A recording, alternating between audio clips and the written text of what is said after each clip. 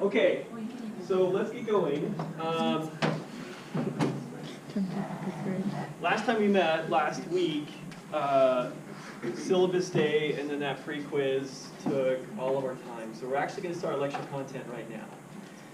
And I will say that I generally dislike extremely first chapters of textbooks because I feel like they're a waste of time. Because basically it's just an overview of all of the stuff that you're going to learn, right? And I feel it, I don't know, superfluous to say this is what you're going to learn, and then chapters later come back to it and say, hey, we're actually going to learn it now. Having said that, there is some important content from chapter 1, and so I've just kind of cherry-picked the things from chapter 1 that I think are important for y'all to know. So first of all, what is biology? Biology is the study of life. All things living are nested well within that umbrella of biology. So biologists are somewhat inclusive with respect to our scope of interest. We'll be talking about everything from unicellular organisms all the way up to ecological systems. We'll also be talking about atoms and molecules and how it is that they contribute or detract from life as we know it. This slide right here gives you kind of a general overview of the types of organisms that we're going to be talking about. Everything from incredibly simple unicellular prokaryotic organisms all the way up to fairly complex animals and ecological systems. One of the things, and I think I mentioned this last time, one of the things that I genuinely enjoy about biology is that the scope is so broad that it seems that there ought to be something for everyone in biology. Something at some point in the semester ought to pique your interest if we don't allow the mundane and the tedium to overwhelm us, because there really will be a lot of tedium. There's going to be a lot of process. How is it that metabolism actually works, and what are we doing with molecules? If we can, in some way, see through those trees to view the forest as a whole, I think that it will be somewhat enjoyable.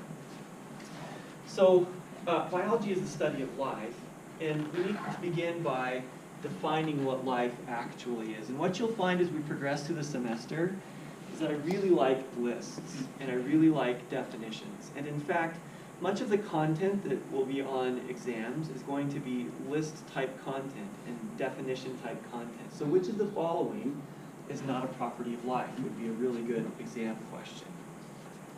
Or what is the definition of cellular organization, or metabolism, or homeostasis, or things like that. But the first property of life is that all organisms, all living creatures, have at least one cell. The cell is the fundamental unit of life. All other properties of life can be seen within the cell.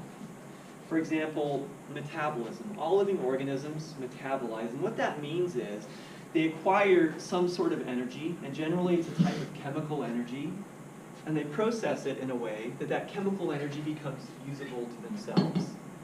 So for example, plants are able to acquire some energy from the sun and then convert that into a type of chemical energy. That process is called photosynthesis, right? That's how plants make sugars. But plants don't make sugars just for the fun of making sugars. They're making sugars so that they have chemical energy to use for growth and reproduction. A lot of the energy that we generate through the process of metabolism is used for something called homeostasis. And homeostasis is the process of maintaining an internal environment that is in some way different than the external environment. So each of us has a body temperature, right? It's like 98.6 degrees Fahrenheit or something like that. And that body temperature is quite different than ambient temperature. This room is relatively cool. It's 65 degrees, I would estimate. That 65 degrees is full 30 degrees different than our internal body temperatures. And we're able to maintain that body temperature because we're burning a bunch of sugars or fats, and we're creating a little bit of heat through muscle contraction. And we're insulating our bodies with adipose tissues, with fats, and things that. So we maintain an internal temperature that's a little bit different than the external temperature. But homeostasis isn't limited to temperature. We maintain an internal body chemistry that's quite different, right? We have a concentration of proteins, sugars, and fats, and even ions, things like calcium ions or chlorine ions that are quite different than the environment. So all living organisms maintain some bit of homeostasis. Some organisms are a little bit more robust in their homeostatic functions than others. Some are minimalistic. Things like E. coli don't necessarily maintain an internal body temperature that's different than ambient temperature. And their body chemistry might be much more similar to the environment that they find themselves in. But in some way, they are homeostatic. All organisms, all living things, grow and reproduce. We're great examples of that. We all start off as a unicellular organism, right? A fertilized egg cell. And from that fertilized egg cell, we undergo cellular and nuclear division to produce a multicellular organism. But the process of birth isn't the end of our development. We continue to grow, and we continue to develop. And if we become damaged, then we can repair that damage through very similar processes. And then finally, all organisms have the ability to pass information about themselves to some offspring, and that's called heredity. All living organisms code information about themselves using one of two molecules. Generally, it's DNA, deoxyribonucleic acid, but it could also be RNA, ribonucleic acid. We'll talk a lot about those throughout the semester. But all living organisms, and even some non-living things, are able to pass information about themselves. So, as I said first, the cell is the fundamental unit of life, and all cells go through all of these processes, exemplify all of those processes. There are some things that appear as though they're living that actually aren't considered life. A good example of that is a virus. So a virus, like the flu, seems to be cellular. Its cell membrane, if we can put that in air quotes, is quite different than our own. Really, they just have a protein capsule. And what viruses do is they infect a host cell, and they basically insert their DNA or their RNA into our cells. And then they usurp our cellular machinery to replicate their own bodies. And so they pass hereditary information on, and they're able to maintain some sort of homeostasis because their internal chemistry is quite different than the environment. But they don't autonomously, that is by themselves, grow and reproduce. They have to use somebody else's cellular machinery to do that. Additionally, they don't metabolize. They don't acquire some nutrient from the environment and convert that to something else. And so while they are quite similar to a living organism, we don't actually consider them to be alive, to have life. Another really good example of this is a prion. Is anybody familiar with prions? You guys know what mad cow disease is? What's mad cow disease? Doesn't it affect the brain? Yeah. A worm. It's not a worm. Nope, it's not a worm, but I like the way you're thinking about it. It does affect the brain, and it affects the brain of what? Cows, right? That's why it's called mad cow disease, right? Yeah. Because it causes cows to have a bunch of like crazy problems. They just start doing really weird things. It's as if they're going mad. And mad cow disease is a product of a, I'll say poisonous again in air quotes, a poisonous protein called a prion. And prion, a protein is just a big molecule. But prions act as though they're living. They're actually able to replicate themselves inside a host. They don't metabolize, they aren't homeostatic because they're just a molecule, but they're able to replicate themselves inside the neural tissues of their hosts. And they build up so that cows lose all functionality of their body. They just kind of go crazy. What's really disgusting about it is cows get mad cow disease by, does anybody know how they get it? They get it by eating other cows. So common in cattle feed is ground up cow, particularly gray matter, like neural tissue. And so in cattle feed, those that produce the cattle feed will take cows, grind up cows, throw that into the cattle feed, and then feed it to other cows. It's crazy, right? Anyways, that's how it's passed on. And you guys, that's one of the reasons that cooking hamburger is such a good idea. Because hamburger has not just muscle tissue, but also other things in there, right? There's actually an allowable limit, for those of you who hunt and process your own meat, there's an allowable limit of things like cartilage and bone and fat and stuff like that. By cooking your meat completely, you denature those prions, those toxic proteins, and prevent yourself from contracting something like mad cow disease. There's actually a human prion as well. And I forgot what the name of it was, but it was really common in a tribe of individuals in Papua New Guinea who were cannibalistic. I think it's called like Jacobs-Khrushchev disease or something like that. Anyways, they contracted this by eating particularly the brain of the people they were eating. So the moral of the story is don't eat brain. It's a really bad idea. Okay, so how is the life is organized? Throughout the semester, we're going to kind of follow this level of organization. All matter consists of something called, well, I shouldn't say that. Matter is defined as anything that occupies space and has some mass, right? And a fundamental unit of matter is something called an atom. And you guys are familiar with atoms. They consist of protons, neutrons, and electrons. We'll talk more about atomic organization next time. But what we can do is we can take these atoms and we can stick them together and make a molecule, which is a little bit more interesting. And a molecule is defined as some number of atoms that are connected by some sort of chemical bond. And there are different ways to bond, again, that we'll talk about next time.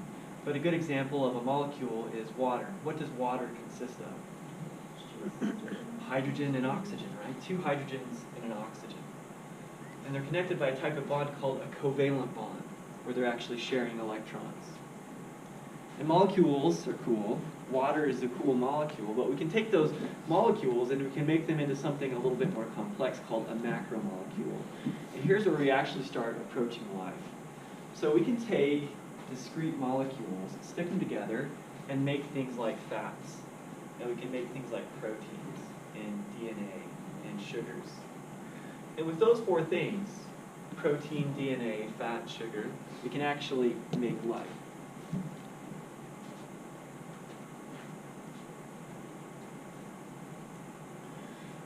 We can take those macromolecules and we can stick them together in interesting ways, and we can make what are called organelles. And an organelle is like an organ for a cell. So a good example of an organelle would be the nucleus of a cell. The nucleus is a membranous sac. So it's a sac that consists of a bunch of fats that has some proteins stuck into it. And that sac surrounds a really important molecule called our DNA. But that organelle, that sac, and the stuff that it includes is really just a combination of macromolecules. And then we can take a whole bunch of organelles, surround them with a membrane, and call that a cell. So the cell is, again, the fundamental unit of life. This is where life, for our purposes, actually begins. You know, strictly defined, biologists really ought to start being concerned with the natural world right here. But like I said, we try to be a little bit more inclusive. There are biochemists, for example, who are concerned with biological chemistry and how it is that molecules are interacting in biological systems. Well, we can then take cells and we can stick them all together into things called tissues. And tissues are a combination or a whole bunch of cells stuck together that are unified with a common purpose. A good example of a tissue would be our neural tissues, right? The combination of our nerves that connect our fingertips to our brains. Those are just a whole bunch of neural cells that have connections and are working together for some common purpose. And that purpose, right, is to convey information. We can take those tissues and we can stick all the tissues together and we can make things called organs. So a good example of an organ would be our heart. Our heart is a combination of a bunch of tissues. Muscular tissues, neural tissues that convey electrical charges, and sense heart functionality. And then we can organize those organs into things called organ systems. And a good example of an organ system is our cardiovascular system. So our cardiovascular system allows us to breathe, right? And it circulates our blood. But the cardiovascular system isn't just the heart. It's the heart in collaboration with veins and arteries, and our diaphragm, and our lungs, things like that. So a whole bunch of organs working together for some physiological process. And then we can take all these organ systems and stick them all inside the skin and call that an organism. So you and I represent more than just a cardiovascular system. We represent the sum total of a cardiovascular system, a neural system, a skeletal system, circulatory system, a reproductive system. All of those things working together to make us what it is that we are.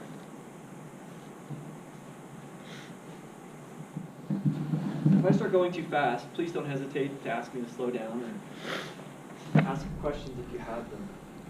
Are there questions so far? Okay, so on an exam, I could ask you a question like, which of the following is defined as a group of similar cells that act as a functional unit? And I could give you all of these options, and then you would say, that's a tissue.